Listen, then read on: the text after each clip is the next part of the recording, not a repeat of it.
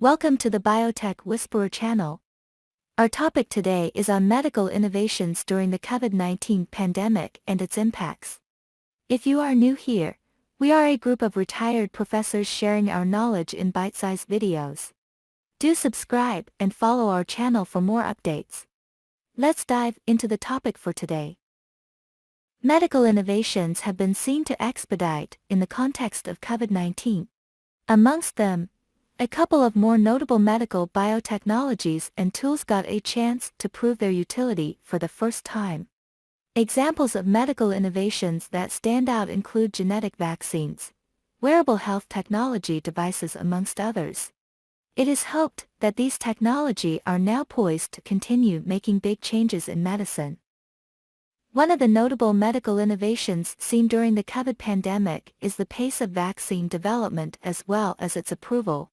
Since the very beginning of the pandemic, genetic sequencing efforts to understand the virus genome and its infection mechanistic are underway. Many countries across the globe started their own national vaccine development efforts, resulting in many vaccines available with different efficacies against the equally adaptive and evolving virus. The search for a COVID-19 vaccine has forced the scientific community to consider new ways of developing vaccines. Government agencies and biopharmaceutical companies have entered into unprecedented public-private partnerships to fund research and pool resources in this area, furthering our understanding of vaccines as a whole in the process. Moreover, with different vaccines displaying different efficacies and amidst concerns about cross-border recognition of vaccination proof, countries worldwide look to World Health Organization's guidance on recommended vaccines and for a global vaccination passport as the pandemic rages on. Traditional vaccination strategies covers broadly these 5 categories. First, inactivated vaccines use the killed version of the germ that causes a disease. Inactivated vaccines usually don't provide immunity protection that's as strong as live vaccines. What this meant is an individual would need several doses over time booster shots in order to get ongoing immunity against diseases. Live attenuated vaccines use a weakened or attenuated form of the germ that causes a disease. Because these vaccines are so similar to the natural infection that they help prevent, they create a strong and long-lasting immune response which for some diseases could be a lifetime protective immunity conferred by vaccination.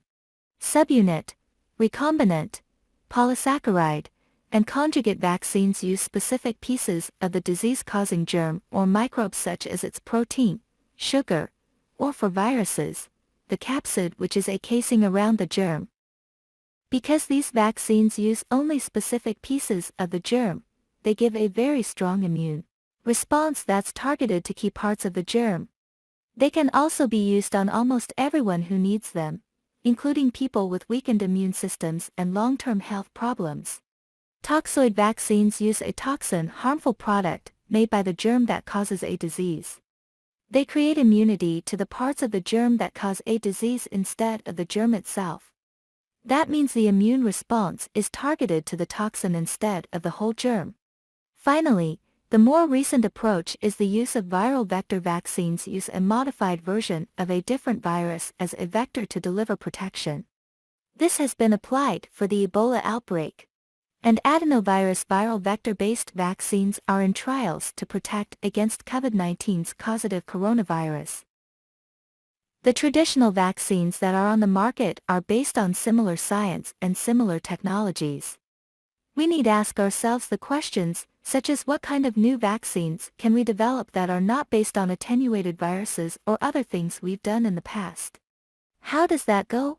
Amongst the first vaccines reaching approval and distribution are Pfizer-BioNTech and the Moderna versions of the vaccines that uses mRNA from the novel coronavirus instead of a weaker version of the virus itself to elicit an immune response. These vaccines are based on decades of previous research on how cells can translate mRNA into proteins that can fight disease. Prior to this pandemic, mRNA-based vaccines have been seen as less of a promising alternative compared to DNA-based vaccines or protein-based vaccines. Notably, Vaccines based in mRNA have moved into global administration with more than 8 billion doses delivered within half a year post-approval. mRNA vaccines have several benefits compared to other types of vaccines, including shorter manufacturing times and, because they do not contain a live virus, no risk of causing disease in the person getting vaccinated. The research and development process behind this vaccine, and other COVID-related vaccines, can provide valuable information about how to create more effective vaccines in the future. Gene-based vaccines had their up and downs, and early challenges associated with mRNA vaccines are that were hard to store and did not produce the right type of immunity. In fact, when the first mRNA-based COVID vaccines are approved and distribution was set in with the need for ultra-low temperatures for transport, storage and for viability of the doses. On the other hand, DNA vaccines were more stable but weren't efficient at getting into the cell's nucleus, so they failed to produce sufficient immunity. Perfecting and getting the genetic instructions where they needed to be and making them induce more effective immune responses takes time, and progress has been evident. In fact, as of today, there are dozens of promising mRNA and DNA vaccines for infectious diseases, as well as for cancer in development or in Phase 1 and Phase 2 human clinical trials. DNA vaccines are easy and inexpensive to make, and they produce strong, long-term immunity. In fact, gene-based vaccines could one day be used to protect against cancer, and there are high hope that it might work out. The other innovation is in the area of recombinant vector vaccines, or the platform-based vaccines, which act like a natural infection, so it will teach the immune system how to fight germs. Wearable technology in healthcare includes electronic devices that consumers can wear, such as health trackers and smart watches which have tracking function. Wearables are designed to collect the data of users' health and, where appropriate with the patient's consent, send a user's health information to a doctor or other healthcare professional in real time. Wearable ECG monitors are on the cutting edge of consumer electronics, and what sets these monitors apart from some smart watches is their ability to measure electrocardiograms.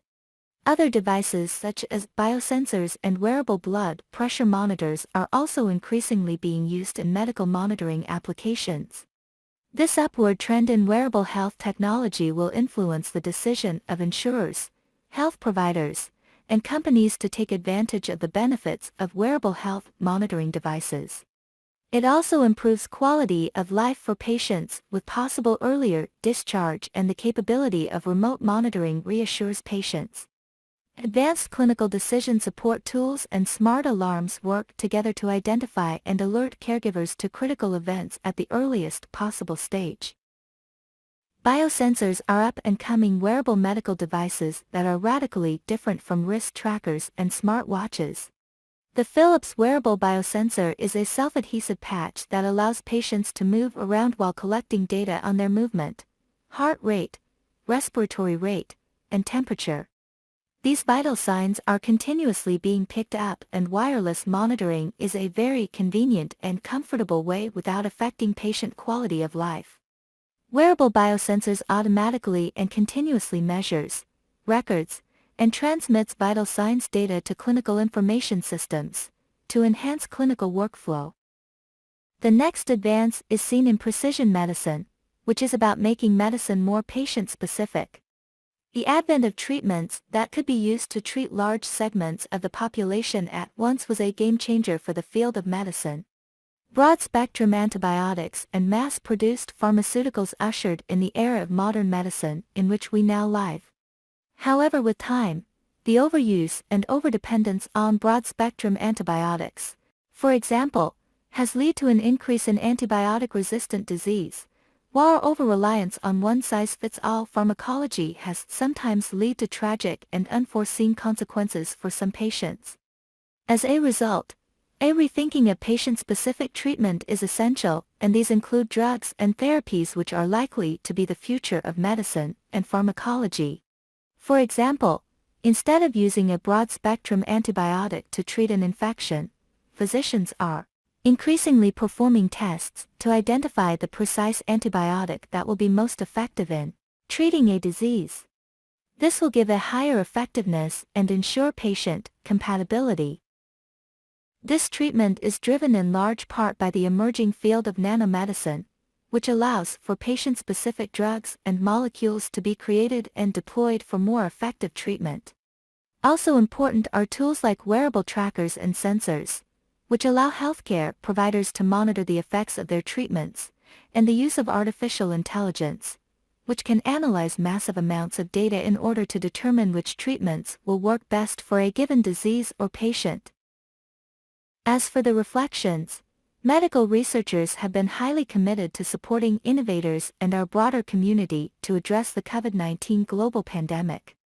Notably, the ability to scale healthcare innovation as the solution to meet and address shortfalls highlighted, including the challenges posed by COVID-19, are broadly categorized in these 5 key areas. They are namely data and population surveillance, testing, communications, therapeutics and vaccine development, and the supply chain, which covers logistics and distribution of medical products. The COVID-19 pandemic has catalyzed regulatory changes around the world to enable greater use of remote care monitoring solutions. These technologies have proven to help lessen the burden on overburdened hospitals and frontline workers, while delivering efficient, more practical ways for patients to reach the point of care without needing to visit a clinic or physician's office. We can expect looking ahead for more medical innovations to catalyze into useful products and services for the healthcare management. Bye for now and see you in our next video. I would thank you for helping to share your love for this science channel by clicking the like button and subscribe for future updates.